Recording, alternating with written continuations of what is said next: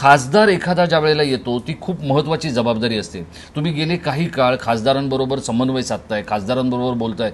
या खासदारांना ठाकरेंनी काय कमी केलं आणि शिंदेसाहेब त्यांना काय देणार? आमदार असतील किंवा खासदार असतील, हे खासदार पण जे 2022मध्ये शिंदेसाहेबांबरोबर आले नव्हते, बंडू जाधव साहेब असतील किंवा ओमराजे निंबाळकर असतील, हे आता जे आहे शिंदेसाहेबांवरती विश्वास दाखवून आले की त्यांनी पण ऑब्झर्व केलं ना, त्यांनी पण एक्सपिरियन्स केलं की आपण जे आहे त्यांच्याबरोबर राहिल्यानंतर आजपर्यंत आपल्या आयुष्यामध्ये आपल्या मतदारसंघामध्ये काय फरक पडला, कशा प्रकारे जे आहे हे ताकद जे आहे ते त्या ठिकाणी देण्यात आली. आज ओमराजे निंबाळकर हे एवढे पॉप्युलर तिकडचे नेते आहेत.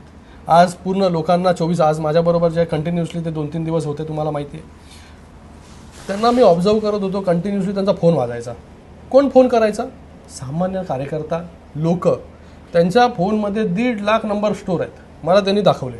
त्यांना फोन कोण करतो? गुराखी फोन करतो, शेतकरी फोन करतो, तिथे लाईट नाही आहे त्या गावामधला तिकडचा एक व्यक्ती फोन करतो.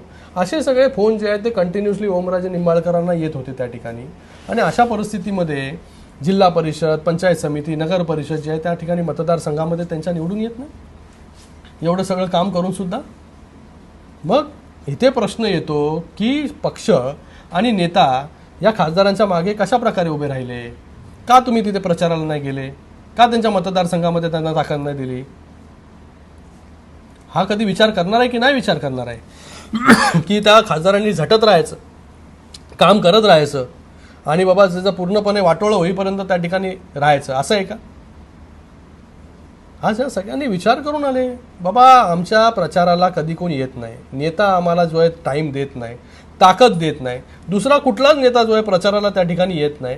हे नगर परिषदा ज्या कार्यकर्त्याच्या निवडणूक आहेत ना, ह्या ज्या खासदाराला निवडून दिलं कार्यकर्त्यांनी निवडून दिलं. आज कार्यकर्त्याची जर अपेक्षा असेल की बाबा खासदारांनी जे आहे आणि त्याचबरोबर नेत्यांनी माझ्या निवडणुकीला उभं राहावं, आणि अशा या निवडणुकीमध्ये जर उभं राहत नसतील तर उपयोग काय राजेशजी?